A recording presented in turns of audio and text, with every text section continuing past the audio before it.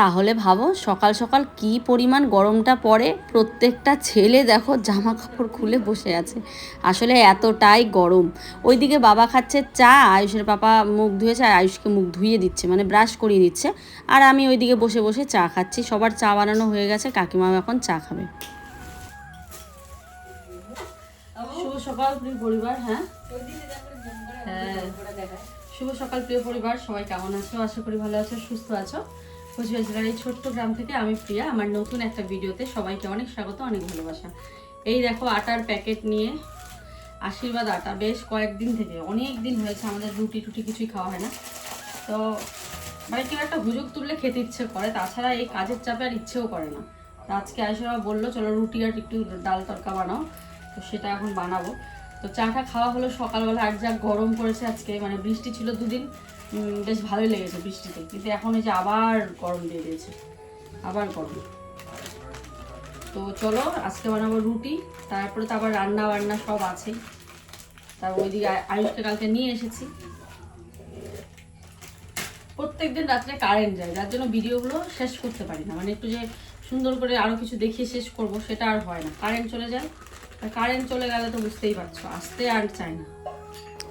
শেষ পর্যন্ত একটা স্বপ্ন পূরণ হতে চলেছে। আসলে স্বপ্ন পূরণটা আগেকার নয়, যে অনেক দিন থেকে স্বপ্নটা দেখছি তা নয়, স্বপ্নটা ইদানিংই জেগেছে যে একটা সুন্দর ব্যাকগ্রাউন্ড হবে, একদম দারুণ সুন্দর একটা ব্যাকগ্রাউন্ড হবে, যেখানে আমি ভিডিও করতে ভীষণই মানে কমফোর্টেবল হবো, আর তার সাথে তোমাদের শাড়িগুলো দেখালে তোমরা সেগুলো পছন্দ করবে। তো এরকম একটা ব্যাকগ্রাউন্ড আজকে আমাদের ঘরে করা হবে। একদম দেখে মনে হবে হয়তো বড় বড় বিল্ডিং বা বড় বড় বিল্ডিং বাড়িতে যে ব্যাকগ্রাউন্ডগুলো হয়, বা প্রফেশনাল যারা সেলার তারা যে ব্যাকগ্রাউন্ডগুলো করে তাদের মতন করার চেষ্টা করব। তবে সবটাই হবে টিনের ঘরের ভেতরে। তো এই হচ্ছে আজকে আমাদের আজকে এটা নিয়েই ভিডিওটা। তো সকালের খাবার দাবার তো খেতে হবে, তারপর তো কাজবাজগুলো করতে হবে, তাই না বলো? সকালবেলা সেরকম একটা ভারী খাবার খেতে ইচ্ছে করে না, আর খেলে জানো তো সারা দিন কিচ্ছু খেতে ইচ্ছে করে না, যেরকমটা আজকে হয়েছে। এই যে রুটি খাবো, রুটি খাওয়ার পর না কারো খিদে পায়, না কেউ বলে যে আমি দুপুরের খাবার খাবো। তার মধ্যে ফ্রিজে ভাত তরকারি সব আছে, তো গরম গরম ভাবছি শুধু ভাত বানাবো, আর যেই তরকারিগুলো আছে সেটা দিয়ে আমাদের হয়ে যাবে। কারণ রাত্রিবেলা এত রাত্রি লাইভ করার পর আমার তো খেতে ইচ্ছেই করে না, আর আমি রাত্রে ভাতও খাই না, আয়ুষের পাপাও খেতে চায় না। তো চলো আজকে এই ডাল তরকা বানাবো, তার জন্য ভাবলাম এই যে এখানে আমি ভাবলাম মুসুর ডাল দিয়ে বানাবো, তো আয়ুষের বাবা বললো না মুসুর ডাল দিও না, একটু মুসুর তারপরে বুট মিশিয়ে করো ডালটা, ভালো লাগবে। তাই আমি ভাবলাম ঠিক আছে তাহলে চলো একটু মিশিয়েই বানাই, ও যেরকমটা বলছে সেরকমটাই করে দিই। আর ওর এক একটা খাবার কখন যে কী খেতে মন চাবে সেটা আমি নিজেও জানি না। আজকে এই খাবারটা ভালো লাগছে, কালকে যদি বলি বানাবো বা পরশুদিন যদি বলে বানাবো, তাহলে বলবে না খাবো না। মানে ওর মানে আয়ুষের ব্যাপার খাওয়া নিয়ে কিন্তু বিশাল ভেজাল, বিশাল ঝামেলা করে।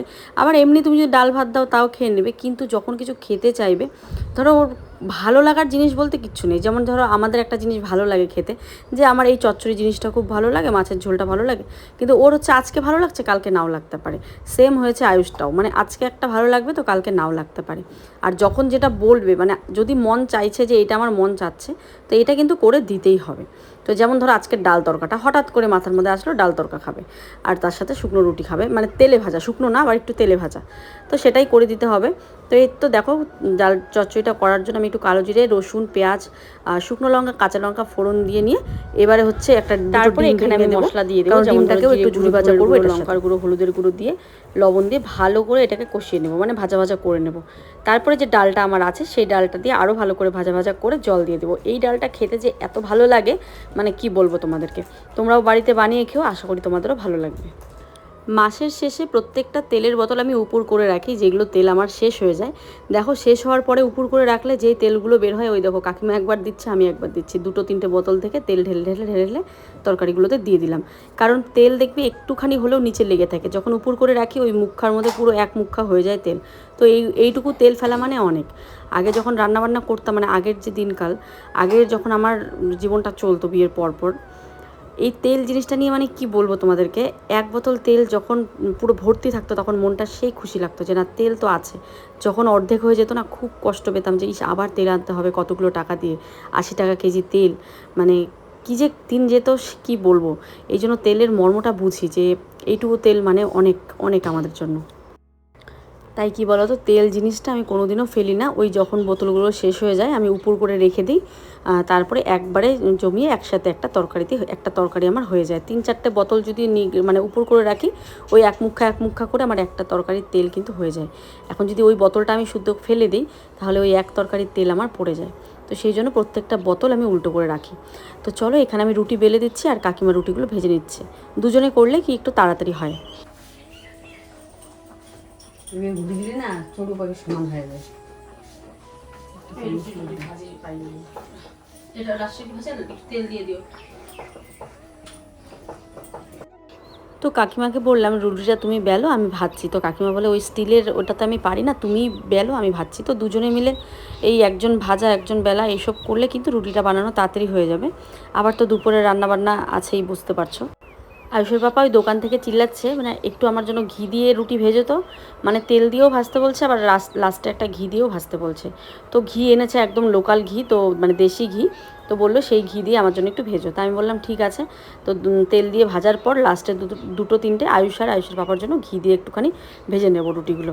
তো চলো, রুটিগুলো কাকিমা সুন্দর করে ফুলে ফুলে ভেজে নিচ্ছে, আর এখানে একটু যে তেল দিয়ে নিচ্ছে, যেমন করে দোকানে পরোটা ভাজা হয়। আমার বুড়া মানে আমার পাখি কোনো কথা বলবেন, আরে কয়দিন বাঁচবো, এলাই মুড়ি দিলে সব পড়ে থাকবে, এলাই মুড়ি দিলে সব পড়ে থাকবে, খালি এইটা ভুল করে। কাকিমা সারাক্ষণ শুধু কাকুর কথাই বলে, কাকু কী করতো, কাকু কী খেত, ভালোবাসতো, কীরকম কথাবার্তা বলতো, সেই কথাগুলোই কাকিমা সবসময় আমাকে শোনায়। তো শুনতেই পারলে কাকু বলতো যে এত টাকা করে কি হবে, মরে গেলে তো সব পড়েই থাকবে, বা এত লোকের সাথে হিংসা করেই বা কী হবে। তো এই কথাগুলোই আমাকে বলছিল। তো আমি প্রত্যেকটা কথা শুনি আর সাথে সাথে কাজও করি। তো চলো এবারে আয়ুষের বাবাকে ডাল আর তরকাটা দিয়ে দিই। তরকাটা তোমাদেরকে আর দেখানোই হলো না কেমন হয়েছে, খেতে যা হয়েছে না কি বলবো তোমাদেরকে। তো এখানে মৌ এসেছে, মৌকে বললাম রুটি খা। তো মৌ মানে তারপরে মৌকেই দিলাম আর কি রুটি। তো এই যে বলছে দুটো কেন, একটা দাও। আমি বলছি দুটোই খা। তো সবাই মিলে তারপরে আমরা রুটি খেয়ে নিলাম। ওইদিকে মাহিও এসেছে, মৌ বাপের বাড়ি চলে যাবে, মাহি সোনাটাও চলে যাবে। আর এই দিকে লাগানো হচ্ছে আমাদের স্বপ্নের সেই ব্যাকগ্রাউন্ড, মানে কি বলবো, সেই ইনস্টাগ্রাম রিলস বা কবের থেকে মানে ভাবছিলাম যে এরকম একটা ব্যাকগ্রাউন্ড হলে রিলস বানানো যাবে, হল ভিডিও বানানো যাবে। মানে ভিডিওর জন্য বেশিরভাগ ইউটিউবারের কিন্তু এরকম সুন্দর ব্যাকগ্রাউন্ড থাকে, আর দেখতেও কিন্তু দারুণ লাগে। তবে আজকে আমরা ভিডিও মানে লাইভের জন্য আমরা এই ব্যাকগ্রাউন্ডটা বানাচ্ছি সুন্দর প্লাইবোর্ড দিয়ে। একটা টিনের ঘরে এত সুন্দর ব্যাকগ্রাউন্ড বানানো হবে আজকে, তোমরা দেখলে জাস্ট অবাক হয়ে যাবে যে এই ব্যাকগ্রাউন্ডটা বানাতে আমরা কতটা পরিশ্রম করছি। তো আমি তো জাস্ট এখন দেখাচ্ছি, আয়ুষের বাবা পুরো প্লাইটাকে কাটলো, কেটে পুরো মাপ মতো করলো। মানে এই যে প্লাইটা দেখতে পাচ্ছ, এটা কিন্তু পুরো কাটিং করা আছে প্লাইটা, একটু আগেই কাটা। এই দেখো এই বাতাটা কাটা হলো। ব্যাকগ্রাউন্ডটা আজকে আমি লাইভ করার জন্য ভীষণ পরিমাণে এক্সাইটেড, কিন্তু জানি না ও কতদূর করতে পারবে। বিশাল একটা পরিশ্রমের কাজ। কবে আমার একটা সুন্দর একটা শোকেস হবে, আমি এই জায়গাটায় সুন্দর করে সমস্ত জামা কাপড় গুছিয়ে রাখবো। দেখা যাক কি হয়, কতদূর কি হয় বুঝতে পারছি না। তবে আস্তে আস্তে দোকানটা খুব সুন্দরভাবে আমাদের সেজে উঠছে। পুজোর আগেই আমি তোমাদের সবাইকে আসতে বলবো, এসে কেনাকাটা করতে পারবে পুজোর আগে। তবে তার আগে আমার জায়গাটা তো কমপ্লিট হতে হবে, তাই না? কাজ চলছে।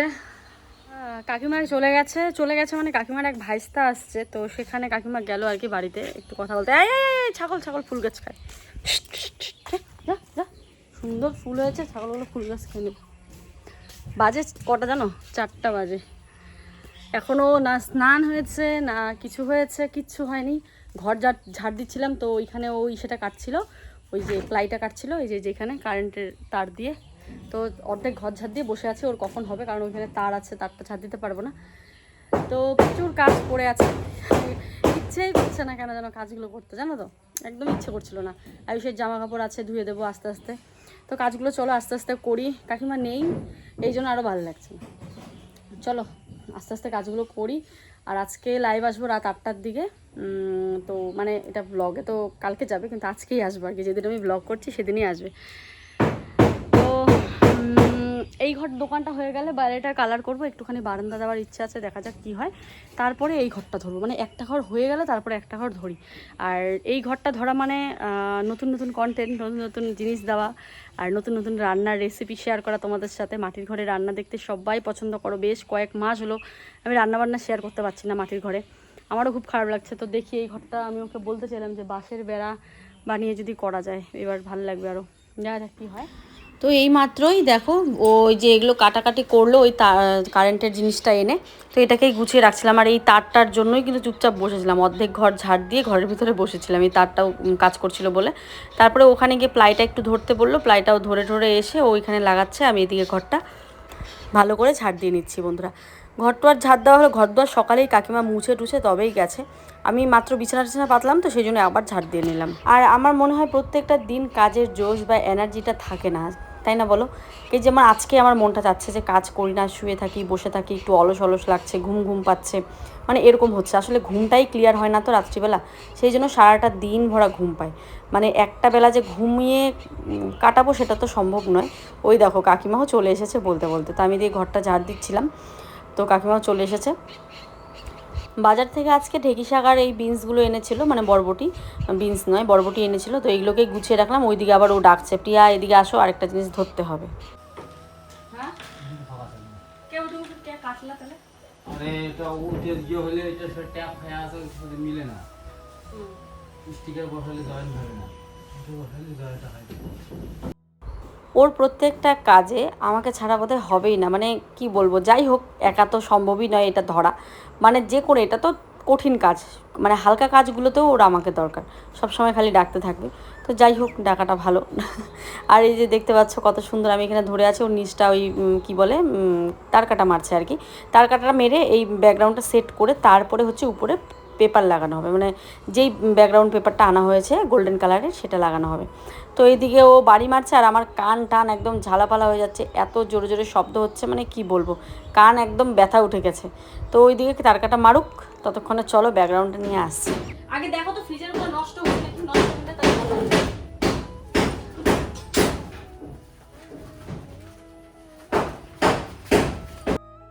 এখনও সেই শব্দটা শোনা যাচ্ছে, আমি আবার চলে আসলাম, হয়ে গেছে বললো, তো বললো তাড়াতাড়ি কাজ করে আসো, পেপারটা লাগাতে হবে। তাই ভাবলাম ঠিক আছে, যেই কাজটা অর্ধেক ধরেছি, টেবিলটা মুছছিলাম তখন পরিষ্কার করে, তো টেবিলটা মুছেই আমি আসছি।